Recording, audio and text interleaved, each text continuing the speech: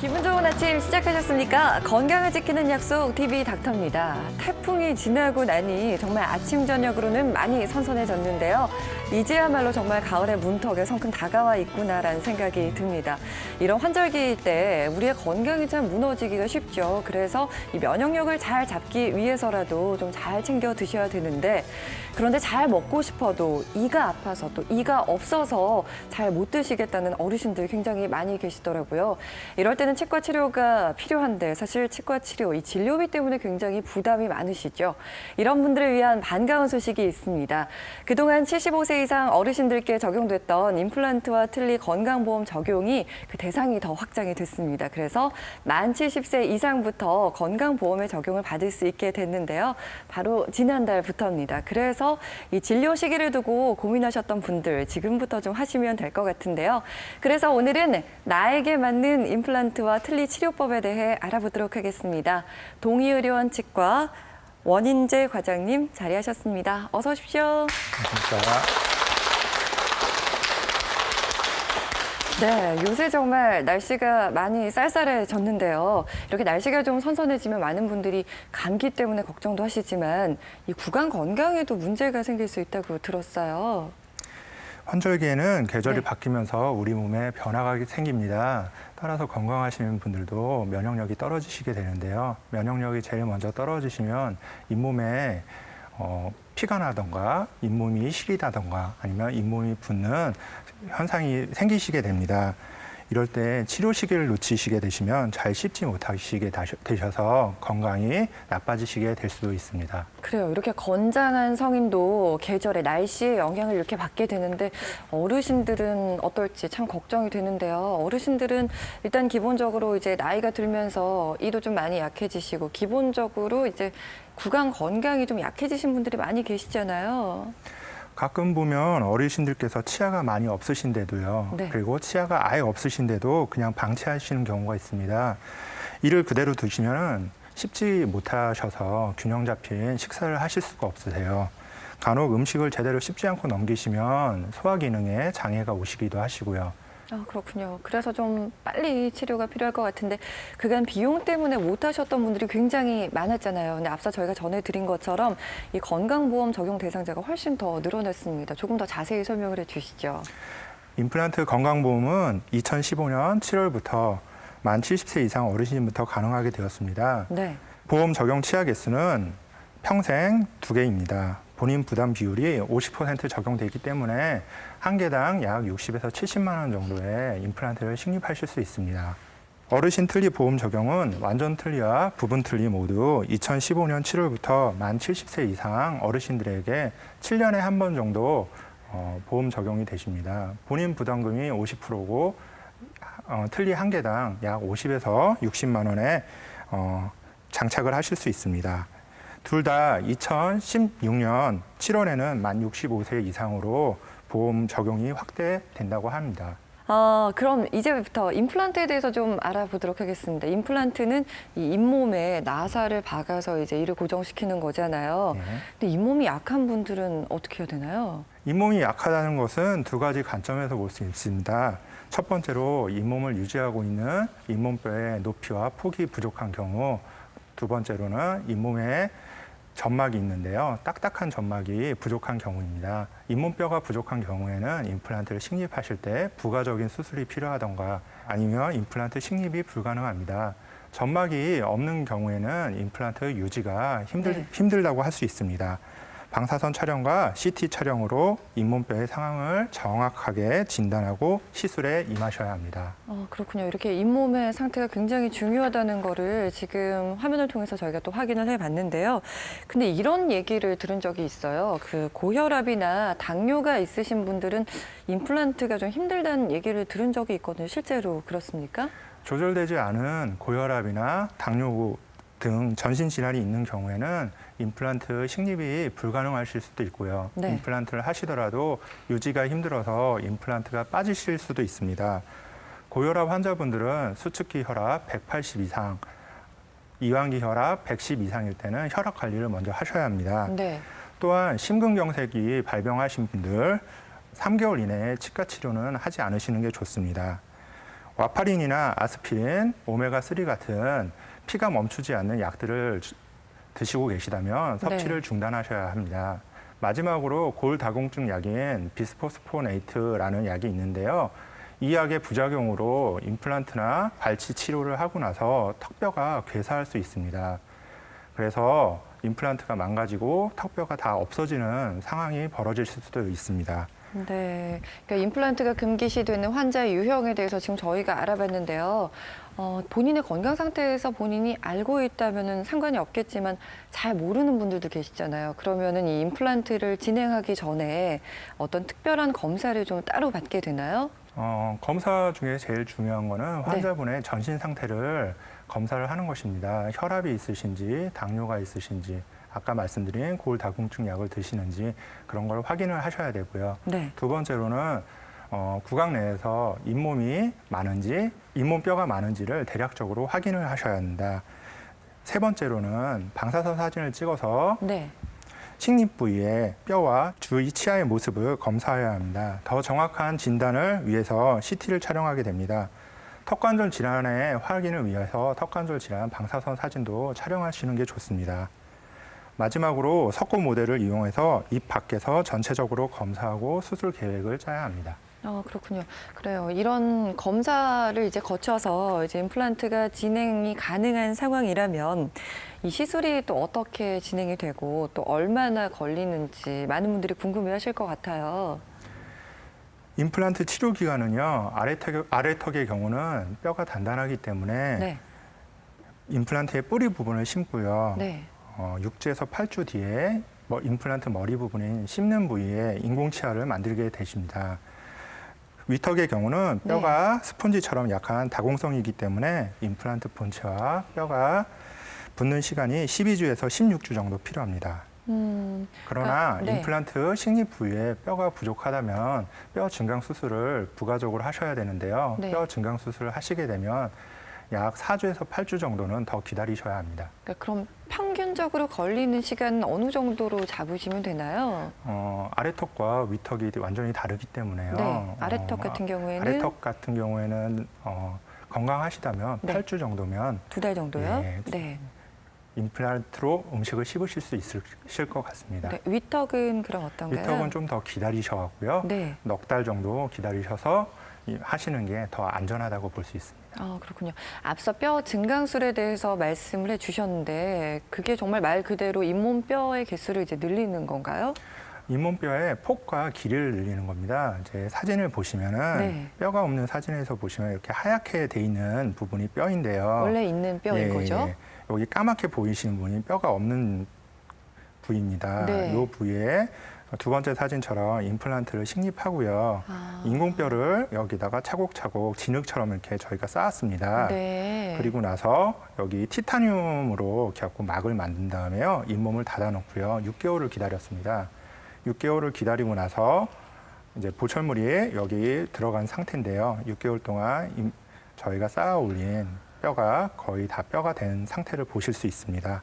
그렇군요. 이렇게 잇몸뼈 이식 수술까지 가능하니까 좀 잇몸이 건강하지 않은 분들도 하실 수 있을 것 같아서 좀 마음이 놓이신다는 분들 많이 계실 것 같은데 근데 정말 궁금한 게요. 한 사람이 임플란트를 몇 개까지 심을 수가 있나요?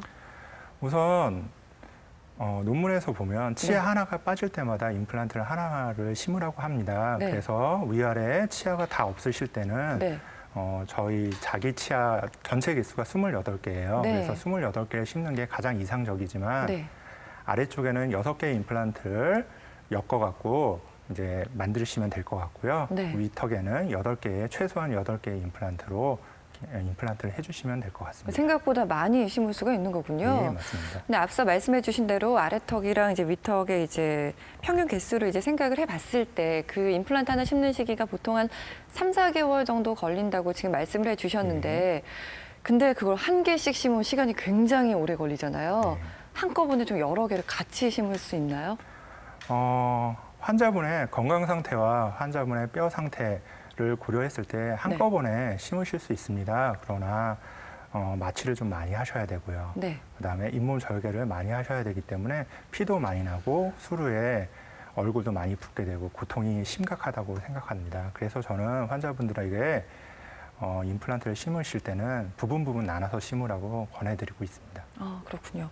근데 뭐 치아가 한두 개 정도 소실된 상태에서는 이렇게 임플란트를 많이 심으시겠지만 여러 개 소실되신 분들께서는 뭐 비용 문제도 그렇고요. 앞서 말씀해 주신 고통 문제도 그렇고 이걸 다 임플란트로 해결할 수만은 없을 것 같거든요. 다른 치료법은 없나요? 임플란트를 대신하는 치과 치료는 예전부터 사용되는 고정성 국소이치라는 치료가 있습니다. 네. 브릿지 픽스드 파셜 덴처라고 불리는데요. 네. 환자분들에게는 치아를 다리 놓듯이 보철한다는 데서 파생된 브릿지라는 표현이 익숙하실 겁니다. 네. 브릿지는 상실된 치아의 양쪽 치아를 깎아서 씌우는 수식입니다. 장점으로는 임플란트를 하실 수 없는 전신질환을 가지신 환자분들한테 사용하시면 될 것 같고요. 임플란트보다 경제적입니다. 또한 전치부 쪽에서는 임플란트보다 훨씬 심미적이라고 알려져 있습니다. 또한 치료 기간이 짧습니다. 그리고 환자분의 뼈의 상태와는 무관하게 시행하실 수 있고요. 마지막으로 수술 부담이 적습니다. 그러나 단점으로는 건강한 치아를 두 개를 손상시켜야 된다는 단점이 있습니다. 그러니까 말 그대로 진짜 다리처럼 이제 브릿지, 그러니까 두 건강한 치아에다가 이 치아를 갈아서 이 중간에 이제 심어 주시는 걸 말씀해 주시는 것 같은데, 그럼 이 중간에 있는 치아 같은 경우에는 오히려 뿌리가 없어서 음식물이 잘 낀다든지 아니면 빠져버린다든지 그런 어떤 부작용은 없나요? 중간에 연결되는 부분을 가공치라고 합니다. 네. 이 가공치 부분은 양옆의 치아와 하나가 되어 있기 때문에 네. 약하지는 않습니다. 그런데 말씀하신 것처럼 뿌리 부분이 없기 때문에요. 네. 잇몸에 얹어 있는 방식이에요. 그래서 어쩔 수 없이 나중에 잇몸뼈가 흡수되면서 잇몸이 줄어들면 공간이 뜨기 때문에 음식물이 끼실 수밖에 없으십니다. 그래갖고 이솔질을 하시고 나서요. 이 사이를 닦아주시는 치간 칫솔이라는 게 있습니다. 네. 치간 칫솔로 마무리를 해주셔야 됩니다. 이 사진은 지금 어떤 사진인가요? 이 사진은 전치부에 있는 예전의 브릿지를 뜯어내고요. 그다음에 네. 새로 이를 깎아서요. 그리고 네. 나서 새로운 브릿지를 집어넣은 사진입니다. 이하고 이 사이에 잇몸이 빨갛게 발적돼 있는 게 보이시죠? 네. 이 부분을 가공치로 눌러서 음식물이 끼지 않게 새롭게 만들어준 브릿지 사진입니다. 그러니까 가장 오른쪽 마지막에 있는 사진이 완성된 모습인 거군요. 예, 맞습니다. 아, 그렇군요. 그러니까 한 분의 모습인 거죠? 예. 아, 네. 이런 모습으로 딱 봤을 때는 심는데 전혀 무리가 없겠구나라는 생각이 드는데요. 실제로 이렇게 브릿지 치료와 임플란트 치료를 받으신 분이 지금 스튜디오에 나와 주셨어요. 저희가 한번 이분께 질문을 좀 드려보도록 하겠습니다. 아, 어디 계시죠? 네. 안녕하세요. 예, 안녕하세요. 네, 치료를 받으셨다고 들었는데 예, 그전에는 제가 어떠셨어요? 어금니는 임플란트 시술을 받았고요. 네. 앞니는 이제 브릿지 시술을 받았는데요. 네. 받기 전에는 통증도 심했고 음식을 씹을 수가 없으니까 우선은 불편한 점이 많았었죠. 네. 그래서 말씀해 주신 것처럼 지금 브릿지 치료랑 네. 임플란트 치료 받으셨는데 받으시고 나니까 어떠세요? 아주 굉장히 생활하는데 즐겁습니다. 일단 먹고 어떤 싶은 거 점이- 다 먹고 네. 뭐 딱딱한 음식이고 질긴 고기고 네.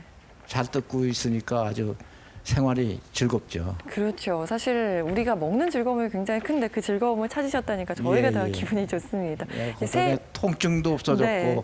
그렇죠. 일상생활에 아주 즐겁게 지내고 있습니다. 네, 이제 새 치아가 생기신 거니까 앞으로 좀 관리 잘 하셔서 네. 건강하게 지내시기 바랍니다. 예, 감사합니다. 네.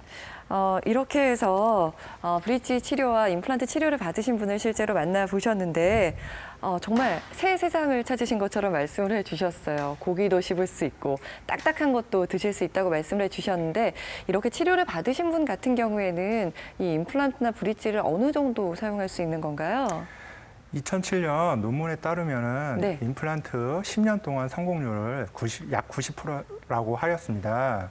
5년 뒤에 스위스에서는 네. 같은 조사를 했는데요. 10년 동안 임플란트 성공률이 98%라고 하였습니다. 이처럼 임플란트도 점점 더 발전하고 있습니다. 만약 주기적으로 정확한 관리만 받으신다면 네. 임플란트 수명에 구애받지 않고 사용하실 수 있을 것 같습니다.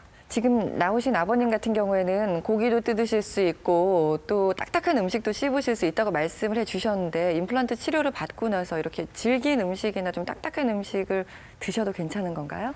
우선은 저희 나라에서는 딱딱하고 질긴 음식을 많이 드시고 있습니다. 네. 그래서 임플란트가 망가지는 환자분들이 많아요. 네. 그렇지만 음식을 잘 드시기 위해서 심으신 거기 때문에 네. 임플란트가 그렇게 약하지는 않으시니까요. 네. 너무 걱정은 안 하셔도 될 것 같습니다. 그렇게 해서 혹시 망가지게 됐다면 어떻게 좀 치료할 수 있는 방법이 조금 간단한가요?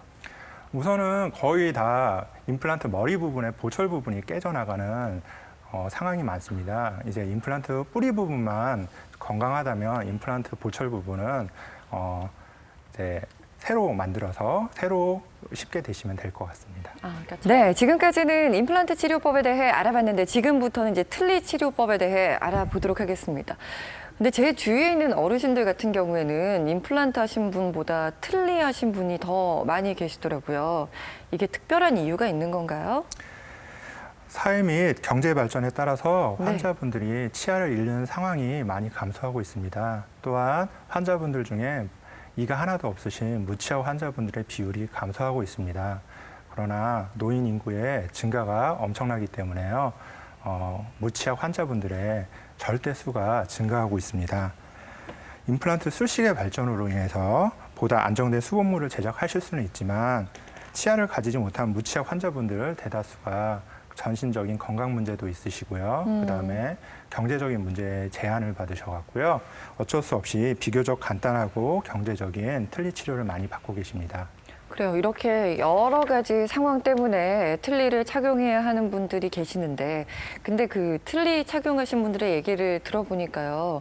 이 불편한 게 이만저만이 아니라고 하더라고요. 왜 그런 건가요?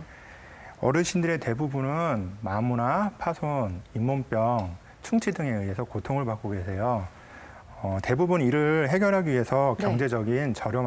경제적으로 저렴한 틀니를 사용하고 계신데요. 네. 보시다시피 틀니의 모양에 위에 틀니처럼 고정원이 없다면 네. 잘 떨어지거나 적은 힘에도 잘 떨어지거나 움직이게 돼서 환자분들이 식사나 대화하실 것을 불편하게 여기시기도 합니다. 이게 빠져버릴 수가 있는 거군요. 네, 중력에 의해서 떨어지실 수가 있죠. 네.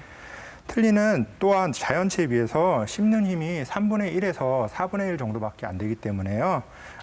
씹는 효율이 많이 떨어지게 되시고요. 그다음에 아래쪽 틀니는 혀에 의해서 발음이 잘 안 되신다고 불편해 하시는 분들이 많습니다. 그러나 시간이 지나서 적응되시면요. 이 불편감도 많이 사라진다고 하십니다. 근데 틀니를 기껏해서 끼웠는데 이게 빠진다면 진짜 아무 소용이 없는 거잖아요. 이걸 보완할 수 있는 좀 다른 방법이나 장치는 없는 건가요? 예, 그래서 임플란트와 틀니를 같이 혼용해서 사용하는 임플란트 틀니가 시행되고 있습니다. 네. 틀니만으로 치료하는 경우에는 수술을 안 해도 되는 장점이 있지만 유지력에 문제가 있으십니다. 네. 그러나 임플란트로만 치료를 하시게 된다면 전체적으로 14개에서 16개 정도의 임플란트를 심어야 하기 때문에 치료 비용이 많이 증가하시게 됩니다. 또한 건강 상태가 안 좋으신 환자분이나 네. 수술에 대한 공포감을 가지신 환자분들께서는 수술이 불가능하실 수도 있습니다. 이러한 문제점에 의해서 임플란트 틀니가 이제 시행되게 됐는데요. 그림을 보시면요, 이런 하악뼈에 임플란트를 2개 정도 심으시고요. 그러니까 이분 같은 경우는 이제 치아가 없다고 생각을 하는 거군요. 네, 맞습니다. 그리고 나서 노란색의 자석이나 네. 노란색 부분이 자석이나 아니면 고무링 부분입니다. 네. 그거를 틀니와 연결을 하여 고정하여서 음식을 씹거나 아니면 대화를 하시게 되십니다. 네. 그러니까 말 그대로 임플란트가 지금 어떤 고정 장치가 돼서 그 전체의 틀니를 잡아주고 있는 거군요. 예, 그렇습니다. 그래도 일종의 틀니의 영역으로 보시면 됩니다. 네. 그리고 수술을 받아야 한다는 점도 변하지 않습니다. 틀니와 임플란트 틀니 세 개의 방법, 어떤 방법을 선택하실지는 치료 기간, 치료하시는 분의 건강 상태, 치료 비용을 고려하셔서 판단하시는 것이 좋습니다. 네, 지금 이 사진은 어떤 치료 순서를 보여주는 사진인가요? 한 환자의 사진인데요. 네. 아까는 2개를 임플란트를 심었었는데요. 네. 이 사진은 임플란트를 아래쪽에 4개를 심고요. 네. 브릿지처럼 이 네. 4개의 임플란트를 같이 연결을 했습니다. 네. 그리고 나서 위쪽에 아래쪽에 틀니 안에 내면에 클립을 장착을 해갖고요. 네. 이 바라고 그러죠. 이 네. 바에 클립이 딸깍하면서 끼어 들어가서 아. 고정되는 그런 방식의 틀니를 네. 보여주고 있습니다. 근데 앞서 이제 2개를 얘기해 주셨는데 지금 4개가 심어져 있는 모습을 보여주셨는데 네. 이거는 조금 더 견고하게 고정시키기 위함인 건가요? 예, 맞습니다. 2개는 이제 자석이나 네. 이제 고무링으로 하기 때문에요. 유지력이 그렇게 높지는 않으십니다. 아, 그렇군요. 이렇게 고정을 해서 틀니를 끼는 임플란트 틀니까지 지금 알아봤는데요. 이 임플란트 틀니를 보시면서 그래, 이 틀니보다는 이게 더 낫겠다라고 지금 생각하고 계신 어르신들이 많이 계실 것 같아요. 그렇다면은 지금 이 치료법도 앞서 말씀해 주신 건강보험 적용을 좀 받을 수 있는 건가요? 임플란트 틀니를 위해서는 아까 말씀했던 것처럼 아래턱에는 최소한 2개, 밑턱에는 2개에서 4개의 임플란트가 필요합니다. 네. 그러나 건강보험에서는 임플란트 틀니를 위해서 임플란트를 심는 것을 보장해주지 않고 있습니다. 따라서 이가 하나도 없으신 어르신들은 임플란트 건강보험 혜택을 받으실 수가 없습니다. 그렇다면은 앞서 말씀해 주신 그 임플란트 적용 받을 수 있는 그 2개랑 틀니에 대해서는 적용을 받을 수 있는 건가요? 예, 받으실 수 있습니다. 아, 거기까지 이제 받으실 수 있고 이제 네. 그 외에 비용 부담은 이제 본인이 하셔야 네, 되는 거군요. 네, 그래요. 이렇게 건강보험이 적용되지 않아서 전체가 다 적용되지 않아서 기존의 틀니를 그냥 이용해야겠다 하시는 분들도 계실 것 같아요. 그렇다면은 이걸 조금 더 잘 쓸 수 있는 방법은 없나요? 기존 틀니에 만족하지 못하여서 임플란트 틀니를 하고 싶으신 분들이 많습니다. 근데 경제적인 이유와 전신적 건강적인 이유 때문에 임플란트를 못 심는 분들이 많기 때문에요. 이런 경우를 대안으로 구강 내 근육과 점막을 이용해서 틀니가 고정되는 흡착식 틀니가 지금 대두되고 있습니다.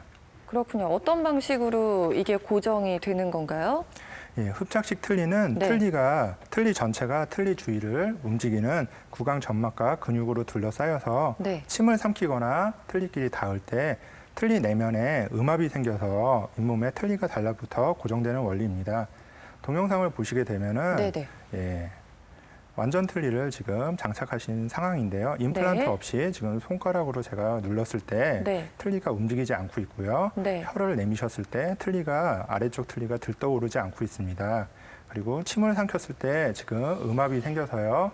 제가 집게로 틀니를 빼려고 해도 잘 빠지지 않고 이런 상태에서 식사와 대화를 하시게 되면 아주 편하게 하실 수 있다고 생각됩니다. 정말 치아처럼 지금 단단하게 고정되어 있는 모습을 보셨는데 여기서 어떤 차이가 있는지 궁금해요. 흡착식 틀니가 누가 봐도 좋은 것 같은데 이게 또 어떤 차이가 있어서 흡착식 틀니를 하시는 분이 있고 일반 틀니를 하시는 분이 따로 정해져 있는 건가요? 정해져 있지는 않으시고요. 흡착식 틀니는 지금 새롭게 대두되고 있는 치료 방법이기 때문에요. 하실 수 있는 분이 몇 명 없으세요. 그래서 흡착식 틀니를 하실 수 있는 분을 찾아가셔서 네. 하시는 게 맞는 것 같고요. 일반 틀니와 흡착식 틀니를 비교를 해보면요. 일반 틀니 이제 아래쪽에 보면은 아래쪽에 혀가 들어가는 부분이 네. 흡착식 틀니가 이거는 지금 같은 환자분입니다. 한 환자분한테서 일반 틀니를 만들었고요. 똑같이 한 환자에서 흡착식 틀니를 만들었습니다. 네. 혀가 들어가는 부위가 넓습니다. 그렇기 때문에 네. 혀가 틀니를 잡아준다고 할 수 있습니다. 네, 그러니까 흡착식 틀니가 좋긴 한데 아직까지 좀 보급이 많이 안 된 네, 상태인 많이 안된 거군요. 상태입니다. 네. 근데 그 뒤에서 보여주신 그 영상에 보면 정말 본인 치아처럼 아주 단단하게 잘 붙어 있더라고요. 이게 오히려 너무 단단하게 잘 붙어서 잘 안 떨어져서 혹시 걱정이거나 아니면 혹시 다른 문제로 이어질 수는 없나요? 흡착식 틀니는 임플란트 틀니와 같이 고정원에 고정을 하여 틀니를 만드는 방식이 아닙니다. 입속 근육과 점막, 볼살 등으로 공기를 차단해서 음압을 이용해서 고정되는 방식이기 때문에요. 네. 틀니와 잇몸 사이에 공기를 살짝 넣어주면 쉽게 제거됩니다. 아, 그렇군요. 어쨌든 뭐 일반식 틀니든 흡착식 틀니든 이렇게 틀니를 하셨을 때 이 관리도 굉장히 중요할 것 같아요. 어떻게 관리하면 좋을까요? 처음 틀니를 끼시게 되시면요. 네. 시간이 지나면 몹시 아프게 되세요. 그런 것은 당연한 결과이기 때문에요. 치과에 가셔서 조금씩 조정을 하시면 됩니다. 또한 틀니를 처음 끼시면 끼신 모습이 어색하고 발음이 어색해질 수 있는데요. 시간이 지나면서 근육들이 적응을 하기 때문에요. 그것도 일시적인 현상일 뿐입니다. 또한 침이 많이 나오거나 입이 마르신다는 경우도 계신데요. 이런 경우도 일시적이기 때문에 오래 지속되지는 않습니다. 그러나 틀니를 새로 장착하셨을 때요. 씹는 것을 원활히 하기 위해서는 약 6주에서 8주 정도 걸리시게 됩니다. 틀니를 관리하기 위해서는요. 정기적인 치과 검진이 중요합니다. 치아를 빼고 나서 치아를 잡고 있던 치조골이 자연스럽게 계속 흡수가 되게 됩니다. 그래서 네. 처음 만들었던 정확한 틀니라도 시간이 지나면서 헐거워진 틀니가 되실 수 있어요. 그러면 틀니가 떨어지거나 또 들떠오를 수가 있거든요. 그렇기 때문에 그런 헐거운 틀니 때문에 얼굴 모양이 바뀌시는 분들도 계시고요. 네. 잇몸에 상처가 나시는 분들도 계십니다. 그럼 보통 어느 정도 주기로 내원을 하시면 될까요? 틀니하신 분들은요. 틀니하신 분들이 이를 뽑으신 지 1년 이내이신 분들은 네. 6개월에 한 번씩 정기 검진을 받으셔야 되고요. 네. 이를 뽑으신 지 1년 이상인 분들은 1년에 한 번씩만 정기 검진을 받으시면 됩니다. 또한 환자분이 음식을 씹으시다가 틀니가 떨어지거나 들떠오르면 틀니가 맞지 않는 것이기 때문에 그때는 바로 치과에 오셔갖고 검진을 받으시면 될 것 같습니다. 그러니까 일반적으로 내원하는 치과 주기를 생각을 하시면 예, 되겠군요. 맞습니다. 그래요. 내 것이 아닌 만큼 이것도 또 적응하는 데 시간이 필요하겠죠. 이렇게 해서 틀니, 임플란트에 대해서 알아봤는데요. 여기 나와 계신 분들도 좀 궁금한 점이 있으실 것 같아서 질문을 받아보겠습니다. 궁금한 점 있으신 분이요? 네, 여기 앞에 계신 분이요. 제 주위에 임플란트를 한 분이 계시는데 임플란트 후에 잇몸이 너무 아파서 치과를 찾았더니만 이 임플란트를 빼야 한다 하더라고요. 근데 임플란트도 망가지나요? 임플란트를 하는 고통이 굉장히 심한데 기껏 했는데 이걸 빼야 되는 상황이 진짜 생기나요?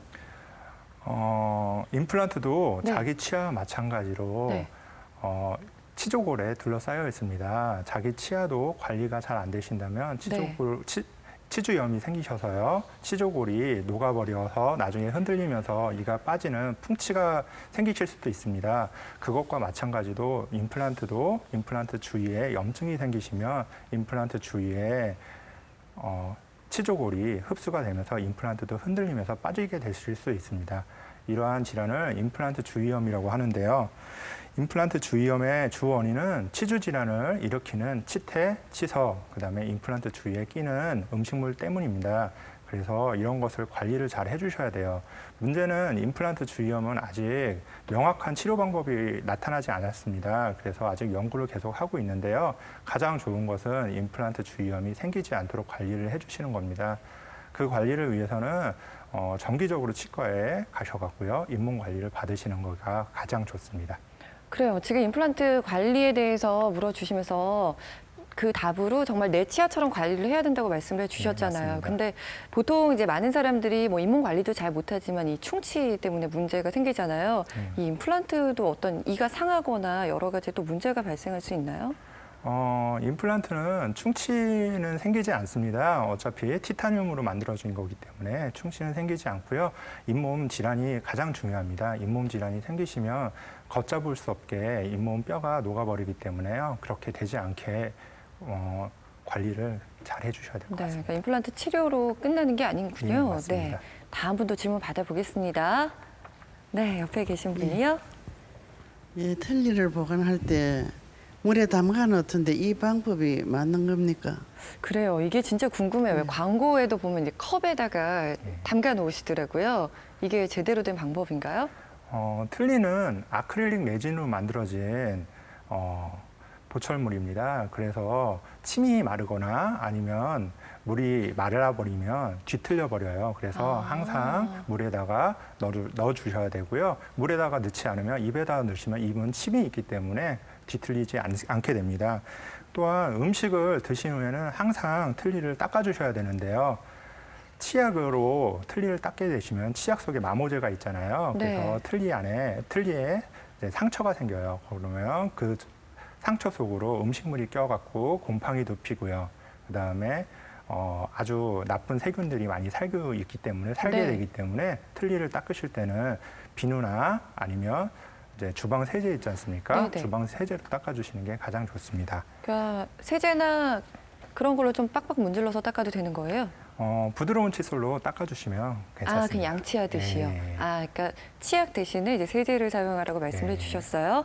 네, 또 궁금하신 점 있으신? 네. 틀니를 그 세척이나 보관할 때는 어떻게 해야 되는지 자세히 말씀해 주시면 고맙겠습니다. 그래요. 네, 세척 방법은 지금 말씀을 해주셨고 보관은 어떻게 하면 되나요? 네, 물 속에다 넣으면 되고요.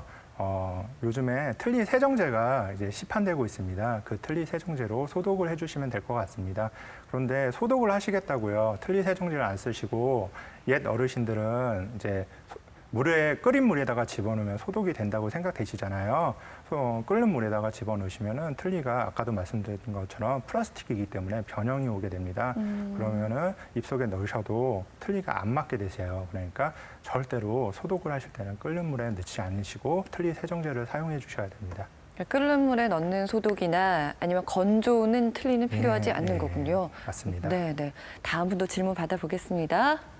네, 질문 있습니다. 네, 중간에 계신 분이요. 친정엄마가 이 이빨 털리에 심는 걸 2개를 심었거든요. 네. 근데 그게 자꾸 아프다고 빼달라는데 병원에 가면은 괜찮다고 안 빼도 된다고 이래가지고 지금 고민이 많아요. 어떻게 그래요? 해야 될지 모르겠어요. 지금 가정에서 약간의 그 어머님이랑 신경전이 좀 있으신 것 같은데 임플란트 틀니를 말씀해 주신 것 같아요. 네, 맞습니다. 이게 아플 수도 있어요? 우선 임플란트 틀니도 틀니의 일종입니다. 그래서 임플란트만 닿게 되고 잇몸에 닿지 않게 되면은요, 임플란트를 잡고 흔드는 그런 형태가 되기 때문에 임플란트에 무리가 가실 수가 있어요. 그래서 나중에 임플란트가 아프게 되던가 아니면 임플란트 주위에 뼈가 녹으실 수가 있습니다. 두 번째로는 임플란트도 이를 닦아주셔야 돼요. 닦아주시지 않으면 잇몸에 염증이 생기시거든요. 아까 말씀드렸던 임플란트 주위염이 생겨서 아프실 수도 있습니다. 그렇기 때문에 우선은 치과에 가셔갖고요. 전체적으로 다시 관리를 좀 받아보시는 게 좋으실 것 같습니다. 앞서 저희가 틀니 세정법에 대해서 말씀을 해주셨는데 임플란트는 어떻게 세척을 하면 돼요? 아까도 말씀드렸다시피 임플란트는 이를 자기 치아와 똑같다고 생각하시고요. 네. 이를 닦아주시고요. 그다음에 치아와 치아 사이를 닦아주는 치간 칫솔이나 아니면 치실을 사용하셔서 관리를 해주셔야 합니다. 그 임플란트는 치약이 닿아도 상관이 없는 거군요. 예, 맞습니다. 네, 알겠습니다. 네, 또 질문 있으신 분이요? 네, 저기 뒤에 있으신 분. 네. 어떤 점이 궁금하세요? 제가 10수년 전에 어금니 아래쪽 브릿지를 했었는데요. 그 브릿지 했던 부분이 들뜨면서 이가 아파서 3개월 전에 뽑아내고 다시 치료를 했는데 네. 그 그러니까는 그 양쪽 그 성안이를 깎아낸 그 부분이 그 다시 썩어가지고 다시 깎아내는 작업을 했었거든요. 그런데 그게 신경을 죽이지 않고 의사 선생님께서 살려놓는 게 낫다고 그러시는데 깎다가 너무 아파서 결국엔 신경을 죽였었거든요. 근데 이걸 신경을 죽이고 다시 브릿지를 지금 해놓은 상태인데 차라리 신경을 죽이고 이렇게 브릿지를 해놓은 게 나은 건가 아니면 차라리 이렇게 됐을 때는 브릿지를 해놓은 게 차라리 나은 건지 그게 궁금해서 그래요. 질문드립니다. 네, 지금 실제 경험담을 말씀을 해주셨어요. 이분 같은 경우는 어떻게 해야 되나요? 치아를 이렇게 구성하고 있는 요소 중에 신경이 있는데요. 그걸 치수라고 합니다. 근데 치수는 신경뿐만이 아니라 혈관이 같이 들어가 있어요. 그래서 신경 치료를 할 때 피가 많이 나거나 그런 건 혈관 때문이거든요. 그 혈관을 통해서 영양분이 공급이 됩니다. 그렇기 때문에 신경 치료를 하지 않은 치아는 자기 치아와 똑같이 영양분이 있기 때문에 훨씬 더 잘 버틸 수가 있습니다. 그런데 만약에 신경 치료를 하시게 되면 영양분 공급이 끊기기 때문에요. 치아가 완전히 이렇게 깨지기 쉽게 되시고요. 나중에는 그 안쪽에 신경관이 있던 그 빈 공간에 염증이 생겨갖고 나중에 또 발치를 하실 가능성도 있기 때문에 치과 의사분들은 신경 치료를 별로 권하지는 않습니다. 어쩔 수 없이 아프시거나 네. 염증이 생기거나 그러실 때만 신경 치료를 하시면 좋으실 것 같습니다. 그럼 이분은 앞으로 어떻게 하셔야 되는 거예요? 지금 브릿지를 하셨으니까요. 네. 우선은 신경 치료가 마지막으로 치아를 한번 살리는 게 아니라 한 번 더 쓴다고 생각을 하셔야 됩니다. 그래서 나중에 신경 치료된 치아가 망가지게 되면 그때는 임플란트로 가셔야 될 것 같습니다. 그렇군요. 네, 이렇게 해서 다양한 질문을 받아봤는데요.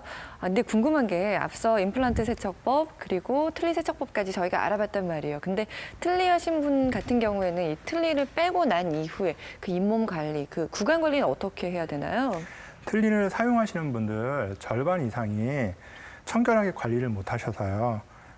입냄새와 염증이 많이 일어나고 있습니다. 네. 그래서 식후에는 꼭 입안을 헹구셔갖고요. 네. 음식물이 잇몸에 남아있지 않도록 해주시는 게 가장 중요하고요. 그 잇몸을 따로 칫솔질을 한다든지 그거는 필요하지 않나요? 잇몸을 이제 부드러운 칫솔로, 네. 칫솔모가 부드러운 칫솔로 잇몸을 마사지하듯이 하루에 한 번 정도 닦아주시면 좋을 것 같습니다. 네. 그래요. 이렇게 중요한 게 참 이 단계까지 안 오는 게 참 좋을 것 맞습니다. 같다라는 생각이 들었습니다. 그러려면 평소에 우리가 관리를 참 잘해야 될 텐데요. 어떻게 관리하면 좋을까요? 치아가 탈락되는 가장 큰 두 가지 이유는 네. 충치와 치주 질환입니다. 이 둘 모두 기본적으로 하루 4번 정도 아침 식사하시고 점심 식사하시고 저녁 식사하시고 그리고 주무시기 전에 양치를 하시면 관리가 잘 됩니다. 보통은 하루에 3번으로 생각하시잖아요. 식후에만 한다고 생각을 하시는데 특별히 자기 전에 해야 되는 이유는 있나요? 저녁 식사하시고 네. 간식 드시잖아요. 예. 간식 때문에요. 예. 혹시 안 드신 분이라면? 안 드신 분이라도 네. 8시간 이상 네. 이를 닦지 않으시면은 어차피 세균이 번식하기 때문에요. 닦아주시는 게 좋으실 것 같습니다. 네. 그리고요. 그러나 아무리 집에서 관리를 하시더라도요. 네. 예, 이게 숨어있는 치석이나 숨어있는 충치는 제거하실 수가 없습니다. 그래서 1년에 한 번 정도는 방사선 사진을 동반한 충치 검진을 해보시거나 아니면 1년에 한 번은 치석을 제거해주는 스케일링을 받아주시는 게 좋을 것 같습니다. 그래요. 스케일링도 이제 보험이 적용되니까 부담 없이 가시면 될 것 같습니다. 근데 왜 이렇게 치과는 가기 싫은지 모르겠어요. 선생님께는 굉장히 죄송하지만 가기가 좀 무섭고 또 가기가 싫은데 그래서 지금 집에서 가정에서 끙끙 앓고 계신 분들 많이 계실 것 같아요. 이분들께 당부의 한 말씀 부탁드립니다. 치아 건강은 오복 중 하나라고 하셨습니다. 치아가 하나라도 아프시면 밤에 잠을 못 이룰 만큼 고통스럽다고 하시네요. 임플란트를 비롯해서 틀니, 브릿지 등 치과 수식이 빠르게 변하면서 더욱 발전하고 계십니다. 씹지 못해 고생하시는 분들께 다시 새롭게 씹는 즐거움을 드리려고 노력하고 있습니다. 환자분들께서는 너무 무서워하지 마시고요. 가까운 치과를 방문하셔서 검진을 받으시고요. 치료를 받으셔서 더 이상 치아 때문에 고생받으시지 않으셨으면 좋겠습니다. 그래요. 요즘처럼 맛집이 열풍이었을 때가 있었나 싶어요. 그만큼 이 먹는 즐거움이 우리 인생에서 굉장히 큰 즐거움이라는 생각이 드는데요. 근데 단순히 먹는 즐거움을 떠나서 우리가 잘 씹지 못한다면 우리의 영양 불균형으로 이어질 수 있고요. 이 영양 불균형은 또 전신 건강이 무너지게 되는 원인이 되기도 합니다. 그렇기 때문에 치아가 불편하신 분들은 빨리 치과에 내원하시고요. 그리고 꼭 그렇지 않은 분들이라도 1년에 한 번쯤은 꼭 치과에 내원하시는 게 좋겠습니다. 그리고 앞서 또 반가운 소식 말씀드렸었죠. 건강보험 적용 대상자가 더 확대됐습니다. 임플란트나 틀니 치료를 고민하고 계신 분들이라면 기존에는 만 75세 이상 어르신이었지만 지난달부터 만 70세 이상 어르신으로 확대가 됐고요. 또 내년부터는 그 범위가 더 확대된다고 하니까 이 혜택도 꼭 누려보시기 바랍니다. 오늘 나에게 맞는 임플란트와 틀니란 주제로 이야기 나눠봤고요. 동의의료원 치과 원인재 과장님께서 좋은 말씀 주셨습니다. 고맙습니다. 네, 감사합니다.